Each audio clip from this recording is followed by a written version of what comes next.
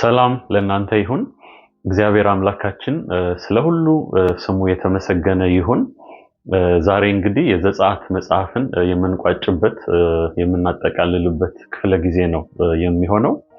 ሁልጊዜም እንደምናደርገው እንግዲህ ክፍሉን በዝርዝር የምናጠናበት ሳይሆን ይሄ የብሉይ ኪዳን ክፍል ወደ ጌታ ኢየሱስ ክርስቶስ እንዴት እንደሚጠቁም ወይም ወደ ወንጌሉ እንዴት እንደሚጠቁም ለማየት ነው የምንሞክረው እና እናንተም ከዛ በኋላ ክፍሉን ስታነቡት በዚህ መነጽር እንድታዩት ያግዛችኋል ብዬ ተስፋ አደርጋለሁ። ዘጸአትን እንዲሁ ባጭሩ ለማጠቃለል ያክል በሁለት ዋና ዋና ሐሳቦች ልንከፍለው እንችላለን። እንደምታውቁት 40 ምዕራፎች ነው ያሉት። ከምዕራፍ 1 ጀምሮ እስከ 18 ያለው የሚናገረው ምንድነው? እግዚአብሔር በድንቅና በተአምራት በተዘረጋች ክንዱ ሕዝቡን እስራኤልን ከፈርዖን ጭቆናና ከግብጽ ባርነት ሲታደጋቸው ነፃ ሲያወጣቸው ነው የምንመለከተው። ከምዕራፍ 19 ጀምሮ እስከ 40 ደግሞ ያለው ክፍል እግዚአብሔር ሕዝቡን ካወጣቸው በኋላ እንግዲህ በሲና ተራራ ከሕዝቡ ጋር ቃል ኪዳን አድርጎ ከዚያም በሕዝቡ መካከል ሲኖር በመሃላቸው በመገናኛው ድንኳን ህልውናውን ሲያደርግ ነው የምንመለከተው። ስለዚህ ሁለት ዋና ዋና ገጽታዎች አሉት። አንድ ነፃ መውጣት ነው ወይም ደግሞ ድነት ማግኘት ነው ከባርነት። ሁለተኛው ደግሞ የእግዚአብሔርን አብሮነት የእግዚአብሔርን ህልውና በመካከላቸው ማግኘት ነው። እነዚህ ሁለት ሐሳቦች በአንድ የዘፍጥረት ጥቅስ ተጠቃለው ተቀምጠዋል ብዬ አስባለሁ። ምዕራፍ 29 ቁጥር 46ን ብናነበው ምን ይላል? በመካከላቸውም እኖር ዘንድ ከግብጽ ምድር ያወጣኋቸው አምላካቸው እግዚአብሔር እኔ እንደሆንኩ ያውቃሉ ይላል። ለምንድነው ያወጣኋቸው ይላል? በመካከላቸው እኖር ዘንድ አብሯቸው ይሆን ዘንድ አወጣቸው፣ ታደጋቸው። ይሄ የወንጌሉን ዋና ዋና ሁለት ኤሌመንትስ የሚጠቁም ነው እና እነዚህ ሁለት ዋና ዋና ሐሳቦች በአዲስ ኪዳን ለጌታ ኢየሱስ ክርስቶስ በተሰጡት ስሞች ከተሰጡት ስሞች ሁለቱን ብንመለከት በእነዚያ ስሞች ተንጸባርቀው እናገኛቸዋለን። ለምሳሌ ማቴዎስ ወንጌል ምዕራፍ 1 ላይ ብንመለከት መልአኩ በህልም ለዮሴፍ ተገልጦ ምንድነው የሚለው? ስሙ ኢየሱስ እንደሚባል ይነግረውና የዚህ ስም ትርጉም ደግሞ ምንድነው ይላል? ሕዝቡን ከኃጢአታቸው ያድናቸዋል ይላል። እግዚአብሔር ይመስገን። ኢየሱስ ማለት እግዚአብሔር ያድናል ወይም እግዚአብሔር አዳኝ ነው ማለት ነው። ከምንድነው የሚያድነው? ከኃጢአታቸው። እግዚአብሔር ሕዝቡን ከፈርዖን አገዛዝ ከግብጽ ባርነት እንዳዳነ ሁሉ በኢየሱስ የሚያምኑትን ደግሞ ከኃጢአት ባርነት ከዲያብሎስ ጭቆና እንዲሁም ደግሞ ከኃጢአት ደሞዝ ከሆነው ከዘላለም ሞት ይታደጋል ማለት ነው። እግዚአብሔር ይመስገን። ይሄም ብቻ አይደለም። እዛው ማቴዎስ ወንጌል ምዕራፍ 1 ላይ ሌላ ስምም እናገኛለን። ምዕራፍ 1 ቁጥር 23 ላይ ስሙ አማኑኤል እንደሚባል የስሙም ትርጉም እግዚአብሔር ከኛ ጋር እንደሆነ በዚያ ስፍራ ተጽፎ እናገኛለን። አማኑኤል የሚለው ቃል እንግዲህ እንዳነሳሁላችሁ የእግዚአብሔርን አብሮነት የሚናገር ክፍል ነው። ዮሐንስ ወንጌል ላይ ቃል ሥጋ እንደሆነ ጸጋንና እውነትን ተሞልቶ ደግሞ በእኛ መካከል እንዳደረ ይናገራል ስለ ጌታ ኢየሱስ ሲናገርና ስለዚህ ጌታ ኢየሱስ ከኃጢአት አዳነን፣ ከዚያም ደግሞ ከእግዚአብሔር ጋር አስታረቀን፣ አብሮን ሆነ፣ በመካከላችን ሆነ። እግዚአብሔር ይመስገን። እነሆ እስከ ዓለም ፍጻሜ ሁልጊዜ ከናንተ ጋር ነኝ ብሎ ደግሞ ተስፋን ሰጠን። በመንፈሱ አተመን፣ የመንፈስ ቅዱስ ማደሪያ አደረገን። ወንጌሉን በእነዚህ ሁለት ዋና ሐሳቦች ልናጠቃልል እንችላለን። እግዚአብሔር ይመስገን። እንግዲህ ዛሬ ከምዕራፍ 34 ጀምሮ እስከ ምዕራፍ 40 ያለውን ነው በጣም ባጭሩ ወንጌል ተኮር በሆነ መልኩ ለመመልከት የምንሞክረው። ምዕራፍ 34ን ስንመለከት እንግዲህ እንደምታስታውሱት ሕዝቡ በአመጹና ባለመታዘዙ ያንን ጣዖት በመስራት ከወርቅ የተሰራውን ጥጃ በመስራት ከእግዚአብሔር ጋር የነበረውን ቃል ኪዳን አፍርሷል። እና በዚህም የተነሳ ሙሴ ከእግዚአብሔር ዘንድ ተቀብሎ የመጣውን ያንን ጽላት በንዴት ሲሰብረው እንመለከታለን። በሰውና በእግዚአብሔር መካከል ወይም በእስራኤል ሕዝብና በእግዚአብሔር መካከል የነበረው ቃል ኪዳን በዚያው ሲሰበር ሲፈርስ እንመለከታለን። ነገር ግን እግዚአብሔር እጅግ መሐሪ እጅግ ቸር አምላክ ስለሆነ የሙሴን ምልጃና ጸሎት ሰምቶ እንደገና ሕዝቡን ይቅር ሲል እና ለሕዝቡ ሲራራ እንመለከታለንና ቃል ኪዳኑን ሲያድስ እንመለከታለን። እግዚአብሔር ወደ ሙሴ መጥቶ ስሜን ወይም ማንነቴን በፊት አውጃለሁ ብሎ ማንነቱን ሲያውጅ እንመለከታለን። ምን ብሎ ነው የሚያውጀው? እግዚአብሔር መሐሪ፣ እግዚአብሔር ሞገስ ያለው፣ እግዚአብሔር ቸር፣ እግዚአብሔር ይቅር ባይ እንደዚህ ያለ ይናገራል። እግዚአብሔር ኃጢአተኛውን የሚምር ይቅር የሚል ይልና ደግሞ በደለኛውን ደግሞ ፈጽሞ የማይምር ብሎም ደግሞ ይናገራል። በአንድ በኩል እግዚአብሔር ቸር ነው፣ እግዚአብሔር መሐሪ ነው፣ እግዚአብሔር ይቅር ባይ ነው፣ እግዚአብሔር የፍቅር አምላክ ነው። ደግሞ እግዚአብሔር ኃጢአትን ስለሚጠየፍ በደለኛውን እንዲሁ አመፀኛውን እንዲሁ ይቅር እንደማይል ደግሞ ይናገራል።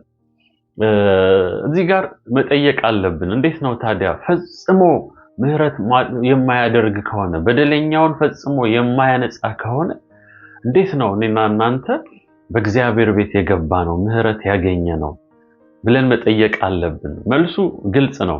የእግዚአብሔር ቁጣ የእግዚአብሔር በኃጢአት ላይ ያለው ቁጣ ሁሉ በክርስቶስ ኢየሱስ ላይ ስላረፈ እርሱ ምትክ ሆኖ በመስቀል ላይ የኛን ቅጣት ስለተቀበለ እኛ ኃጢአተኞች እኛ በደለኞች ምህረት አግኝተናል እንጂ እግዚአብሔር ከኃጢአት ጋር ሊተባበር ኃጢአትን ቶለሬት ሊያደርግ አይችልም።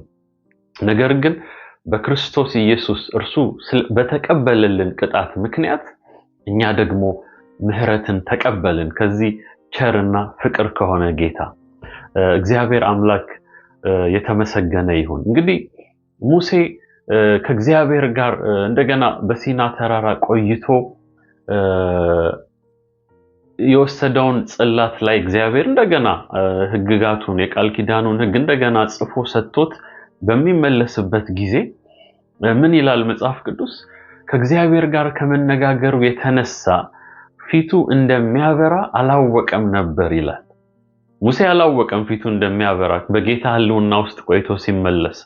ሕዝቡ ግን በሙሴ ፊት ያለውን የእግዚአብሔርን ክብር ያን የሚያንጸባርቀውን ብርሃን ይመለከቱ ነበር እና መጽሐፍ ቅዱስ ሲነግረን ዘጸአት 34 ላይ ሙሴ በፊቱ ላይ መሸፈኛ ያደርግ ነበረ።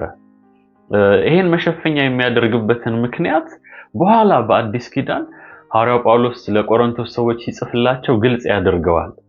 ይሄ በፊቱ ያለው ብርሃን እየደበዘዘ የሚሄድ ነው። ልክ ከእግዚአብሔር ተለይቶ ወደ ሕዝቡ ሲቀላቀል ይሄ ብርሃን እየቀነሰ እየደበዘዘ ይሄዳልና ሕዝቡ ደግሞ ይህንን የሚቀንስ ክብር አይተው ሙሴን እንዳይንቁት። ሙሴ የእግዚአብሔር ወኪል ነው። እግዚአብሔርን ወክሎ በፊታቸው የሚመራቸው ነው። ስለዚህ ሙሴን ለሙሴ ያላቸው ተቀባይነት እንዳይቀንስ ነው ሙሴ ይህንን ያደርግ የነበረው። በዚያ ስፍራ ሐዋርያው ጳውሎስ ይህንን እየደበዘዘ የሚሄደውን ክብርና ደግሞ በክርስቶስ ኢየሱስ ሞትና ትንሣኤ የተመሰረተውን የአዲስ ኪዳንን ክብር በማነጻጸር ይናገራል። ምን ይላል በዛ ስፍራ ላይ? ያንን የብሉይ ኪዳኑን ኪዳን ሲናገር ክብር አለው ይላል። ክብር እንዳለው ግልጽ ነው። ነገር ግን ከአዲስ ኪዳን ክብር ጋር እንደማይነጻጸር ይናገራል። ልክ የማታ ጨረቃና የቀትር ፀሐይን ልናስብ እንችላለን። ጨረቃ ክብር አላት፣ ውበት አላት። በማታ ብልጭ ብላ ትንሽ ብርሃን ትሰጣለች። የቀትር ፀሐይ ሲመጣ ግን ምድሩን ሁሉ በብርሃን ያጥለቀልቃል። እጅግ በጣም ኃያል የሆነ ትልቅ ክብር ያለው ብርሃን ነው። እግዚአብሔር ይመስገን። እና የብሉይ ኪዳኑን ሲገልጽ ሐዋርያው ጳውሎስ ምን ብሎ ነው የሚገልጸው? የሞት አገልግሎት እንደሆነ፣ የኩነኔ አገልግሎት እንደሆነ እና ይሻር የነበረ እንደሆነ ይናገርና በተቃራኒው ደግሞ የአዲስ ኪዳኑን ሲገልጥ የጽድቅ አገልግሎት እንደሆነ፣ የመንፈስ አገልግሎት እንደሆነ እና ጸንቶ የሚኖር እንደሆነ ይናገራል። የሞት አገልግሎት ሲል የብሉይ ኪዳኑ አገልግሎት የሕግ አገልግሎት ክብር አለው። የእግዚአብሔርን ቅድስና ይነግረናል። እግዚአብሔር ከሕዝቡ የሚጠብቀውን የሞራል ስታንዳርድም ይነግረናል። ነገር ግን ኃጢአታችንን ያሳየናል። የኃጢአት ደሞዝ የሆነውንም ሞትንም ያሳየናል። እዛ ጋር ያበቃል። ለኃጢአት መፍትሄ አይሰጠንም፣ ሕይወት አይሰጠንም፣ ጽድቅ አይሰጠንም። የሕጉ ዓላማ የሞግዚትነት ዓላማ ነው። ወደ ክርስቶስ ኢየሱስ ይመራናል። አዳኝ እንደሚያስፈልገን ዘላቂ መፍትሄ ለዚህ ለኃጢአት ችግር ለሲን ፕሮብለም ዘላቂ የሆነ መፍትሄ እንደሚያስፈልግ ይጠቁማል። ወስዶ ኢየሱስ ጋር ነው የሚያደርሰን። ከዛ በኋላ ግን አቅም የለውም። ጽድቅን ሊሰጠን በኃይል ጌታን እየመሰልን እንድንኖር ሊያስችለን ብቃት የለውም። ስለዚህ የኩነኔ አገልግሎት ነው፣ የሞት አገልግሎት ነው፣ የሚሻር ነው፣ ዘላቂ አይደለም። በክርስቶስ ኢየሱስ ግን ኢኖጉሬት የተደረገው የተመሰረተው የአዲስ ኪዳን አገልግሎት የመንፈስ አገልግሎት ነው። በመንፈስ ኃይል የሚሆን አገልግሎት ነው። በመንፈስ ቅዱስ በልቦናችን ላይ የእግዚአብሔርን ሕግ የጻፈ አገልግሎት ነው። በመንፈስ ቅዱስ ደግሞ የሚቀድሰን ጌታን እየመሰልን እንድንኖር ብቃት የሚሆንን የሚያስችለን አገልግሎት ነው። ጸንቶ የሚኖር ዘላቂ ነው። የዘለዓለምን ሕይወት የሚሰጥ አገልግሎት ነው። እግዚአብሔር የተመሰገነ ይሁን እና በዚያ ስፍራ ሲናገር የብሉይ ኪዳን ሰዎች አሁንም ይሄ መጋረጃ ሙሴ በፊቱ ይሸፍነው የነበረው መጋረጃ በፊታቸው ስላለ ክብሩ እየቀነሰ እንደመጣ አላወቁም። አሁን ሌላ አዲስ ትልቅ ክብር ኢየሱስ የተባለ እንደተገለጠ አላወቁም። ያ የድሮ የብሉይ ኪዳን ክብር አሁንም ታላቅ ይመስላቸዋል።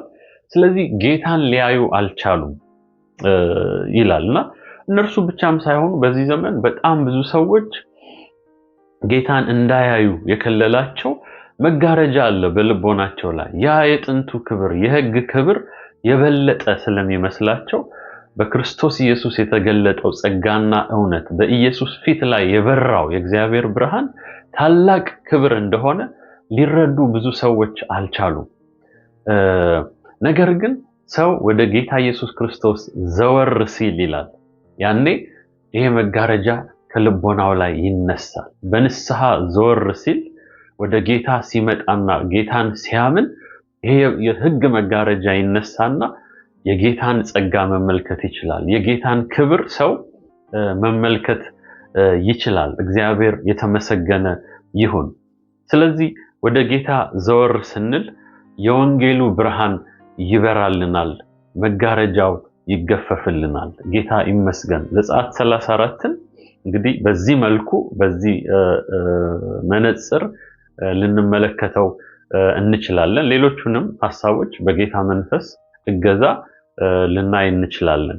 እግዚአብሔር ይመስገን።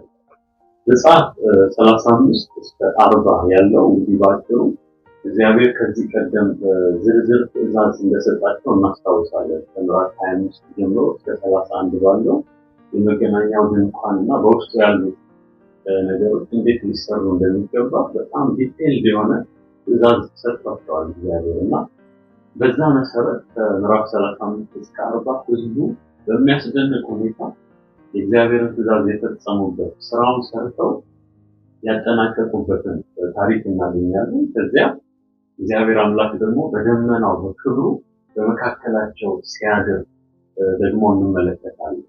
እንግዲህ ምዕራፍ 25 ላይ እንደምታስታውሱ እግዚአብሔር ምንድን ነው የሚለው? በሙሴ በኩል ተጠንቅቃችሁ ስሩ፣ እኔ ባሳየዋችሁ መሰረት ተጠንቅቃችሁ ስሩ ብሎ ይህንን ትእዛዝ ይሰጣል እና ከዛ በኋላ እግዚአብሔር ቃል ሲነግረን ምዕራፍ 39 ቁጥር 32ን ስንመለከት እንዲሁም ቁጥር 42 እና 43ን ስንመለከት እግዚአብሔር በተናገራቸው መሰረት በሰጣቸው ትእዛዝ መሰረት እንዲሁ አደረጉ ይላል። እንግዲህ ታስታውሱ እንደሆነ ምዕራፍ 19 ላይ ቃል ኪዳኑን ሲያደርጉ ከእግዚአብሔር ጋር እንታዘዛለን እንዲሁ እናደርጋለን ብለው በሙሴም ሲያምኑ ሙሴም ያው የእግዚአብሔር ወኪል እና የሕዝቡ መሪ እንደመሆኑ መጠን በሙሴ ሲያምኑ በእግዚአብሔር ደግሞ እንደ አምላካቸው እግዚአብሔርን ደግሞ ሲያምኑ እንመለከታለን። ይሄ የእምነት እምነታቸውን የሰጡበት ሁኔታ ነው። በኋላ ግን ምዕራፍ 39 ላይ ስንመለከት ደግሞ እግዚአብሔር እንዳዘዛቸው አደረጉ ብሎ እምነታቸውን በስራ ሲገልጹ እንመለከታለን። እንግዲህ እግዚአብሔርም ቃል እንደሚነግረን እምነት ሕያው የሚሆነው ወይም ደግሞ ሙት ከመሆን የሚድነው በስራ ደግሞ ሲገለጥ ነው። ከእምነት ውስጥ መልካም ስራ መውጣት አለበት። ከእምነት ውስጥ ኦቢዲየንስ ወይም መታዘዝ ደግሞ መውጣት አለበት እና እነዚህ ሰዎች አመኑት፣ እግዚአብሔርም በሙሴ አመኑ። ከዚያ በኋላ ደግሞ ይህንን እምነታቸውን በስራ ሲገልጡ እንመለከታለን። ይህንን ሲያደርጉ እንግዲህ በጣም ኢንተረስቲንግ ነገር አለ በዚህ ክፍል ላይ። ለእግዚአብሔር ቤት የሰጡበት መንገድ እጅግ በጣም ያስደንቃል።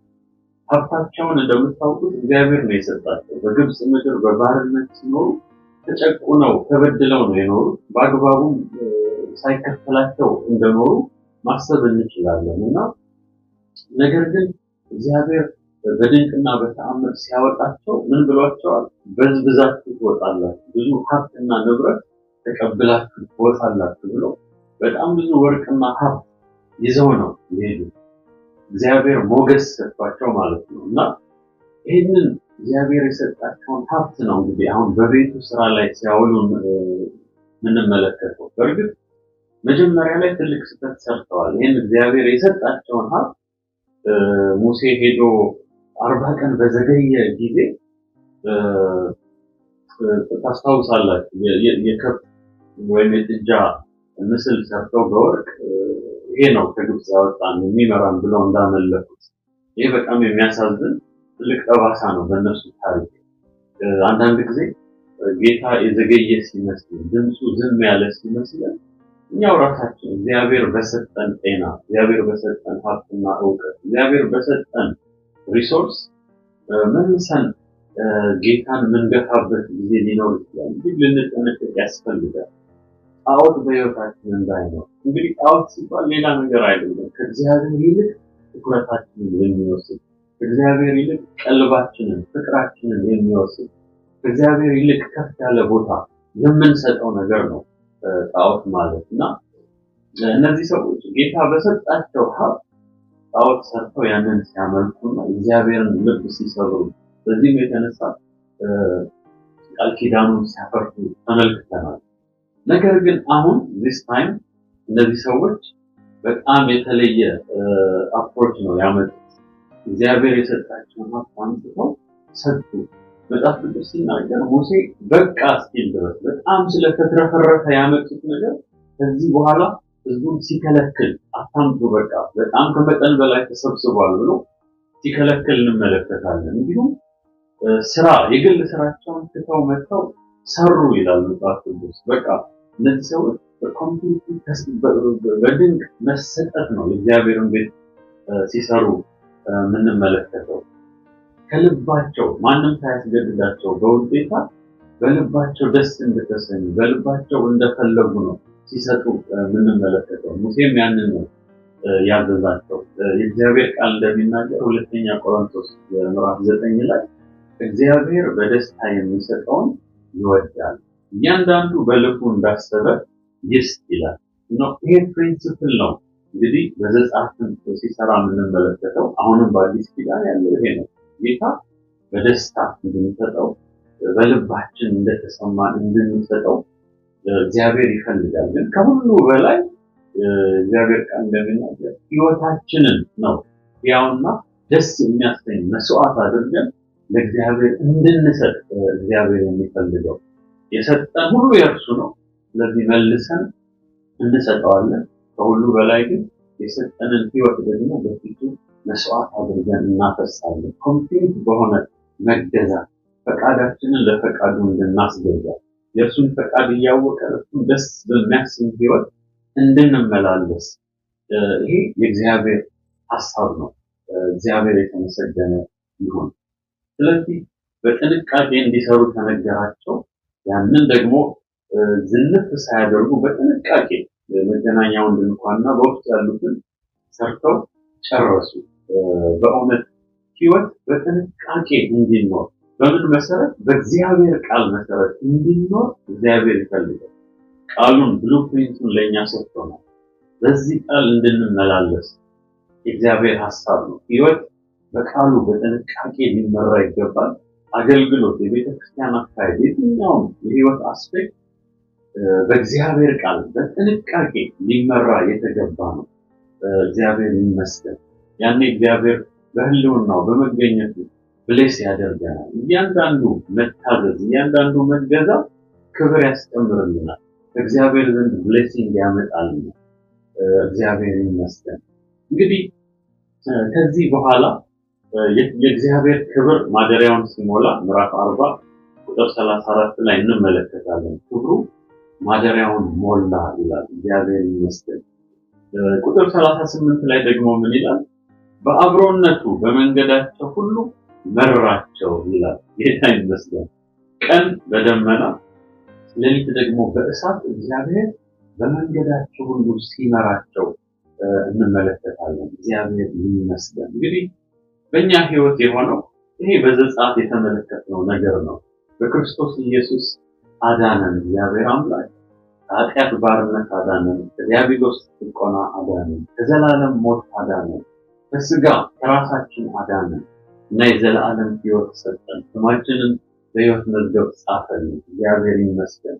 ያን ብቻ አይደለም፣ በመንፈሱ የርስታችን መያዣ በሆነው በተስፋው መንፈስ አተመን፣ የመንፈስ ቅዱስ ማደሪያ አደረገን እና ከኛ ጋር ደግሞ ለዘላለም እንዲኖር። እንግዲህ ጌታ ኢየሱስ ያንን ነው የሚነግራቸው ዮሐንስ ወንጌል ላይ ከእናንተ ጋር ለዘላለም የሚኖር አጽናኝ እልክላችኋለሁ ይላል። ስለ መንፈስ ቅዱስ ሲናገር በዚህ በዓለም ጉዟችን በዚህ ምድረ በዳ እያጽናናን፣ እያስተማረን፣ እያበረታን ኢየሱስን እንድንመስል እየቀረጸን እየቀደሰን ወደ ርስታችን የሚመራ ጌታን እንድንመስል የሚረዳን ለሕይወትና ለአገልግሎት ለኑሮ ኢምፓወር የሚያደርገን አጽናኙ መንፈስ እርሱ በውስጣችን ተሰጠን። ይህም ለዘላለም ከኛ ጋር የሚኖር የእግዚአብሔር መንፈስ ነው።